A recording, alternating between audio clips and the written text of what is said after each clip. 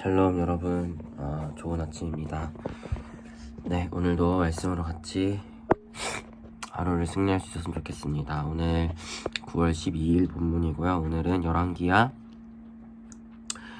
6장 1절에서 14절인데 저희는 1절부터 7절만 보도록 하겠습니다. 왜냐하면 8절부터는 내일 본문과 이어지기 때문에 내일 보는 게 더 좋을 것 같아서 우리는 6장 1절부터 7절만 살펴볼 수 있었으면 좋겠습니다. 오늘 말씀을 보면 엘리사의 제자들이 많다 보니까 지금 엘리사와 함께 살고 있는데 죄송해요.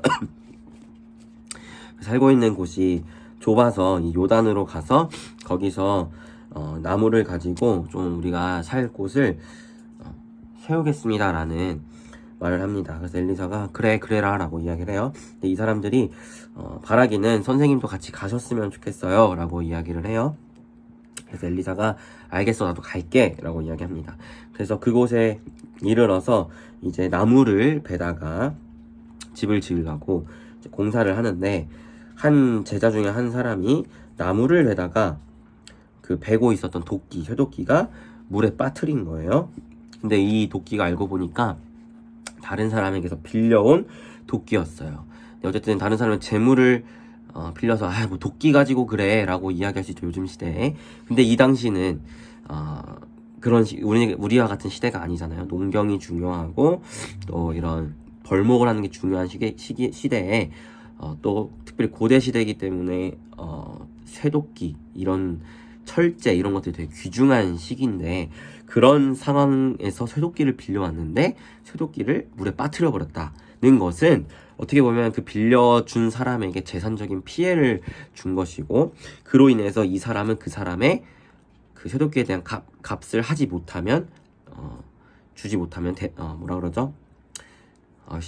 아침이라 단어가 생각이 안 나네. 어쨌든 그 값을 치러주지 못하면 배상을 해주지 못하면 종이 될 수도 있는 그런 상황인 거예요. 그래서 이 사람이 주님 이거 빌려온 건데 어떡합니까? 라고 이야기를 해요. 근데 그때 그 곁에 있었던 엘리사가 어디 빠졌어? 라고 이야기하더니 한 나뭇가지를 베어서 물에 던지니까 쇠도끼가 떠오릅니다. 그래서 그것을 다시 이제 잃어버린 줄 알았던 쇠도끼를 엘리사의 이 하나님을 함께 하신 능력으로 되찾게 되는 이야기인데요. 상식적으로 쇠는 여러분 물에 가라앉죠. 상식적으로 쇠는 가라앉아요. 물보다 밀도가 높으니까 가라앉는 게 맞습니다. 나뭇가지 하나 던졌다고 해서 쇠도끼가 떠오를 수 없어요. 물에 나뭇가지를 던진 것과 쇠도끼가 가라앉은 건 별개의 일이에요. 그런데 엘리사가 나뭇가지를 던지니까 쇠도끼가 떠올랐어요. 이것은 분명하게 초자연적인 현상이죠. 과학적으로 생각했을 때 결국 하나님의 엘리사를 통한 역사라는 것을 우리가 보게 됩니다. 사실 엘리사도 그렇고 이 선지자의 엘리사의 제자도 그렇고 이 당시 하나님의 종으로 산다는 것, 특별히 선지자로 산다는 것은 부유하지 않고 이 쇠도끼가 당시 엄청나게 비싼 그런 물건인데 그것을 배상할 돈도 없는 그런 사람들이죠. 그쵸? 그런데 그런 사람들이 쇠도끼를 잃어버렸을 때 어떡하지? 큰일 났다 라고만 하는 것이 아니고 그들이 물질적으로 그것을 배상할 능력은 없지만 뭐가 있어요? 그들과 함께 하시는 하나님이 있다는 것을 보게 됩니다.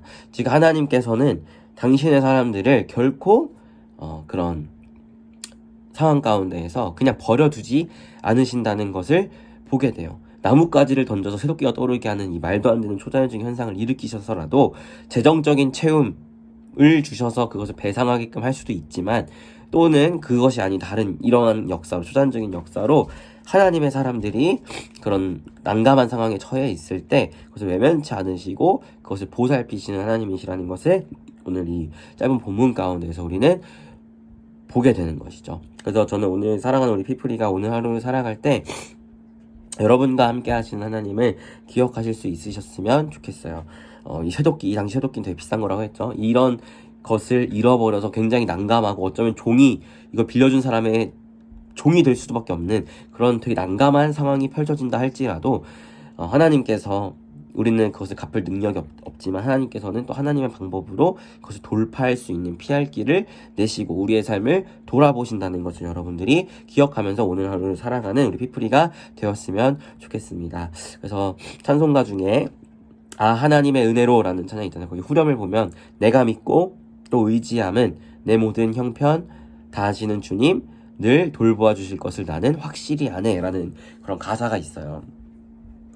저는 가끔 이 찬양의 가사가 되게 마음에 와닿거든요. 어쩌면 보면 오늘 엘리사와 이 제자들의 상황 가운데 참 해당이 되는 이야기이죠. 세독기를 갚을 능력도 없지만 우리의 형편 상황 다 아시는 주님께서 또 하나님의 방법으로 세독기를 되찾게 하셔서 그 모든 것을 돌보아 주시는 하나님의 세밀한 섭리가 있다는 것을 보게 돼요. 우리 사랑하는 피프리의 삶 가운데에서도 우리 하나님께서 여러분의 모든 상황과 형편을 지금도 세밀하게 돌아보고 계시고 또 필요에 따라 하나님이 도우시고 입히시고 채우시는 은혜들을 허락하신다는 것을 기억하면서 오늘 하루를 살아갈 수 있는 우리 피프리가 되었으면 좋겠습니다.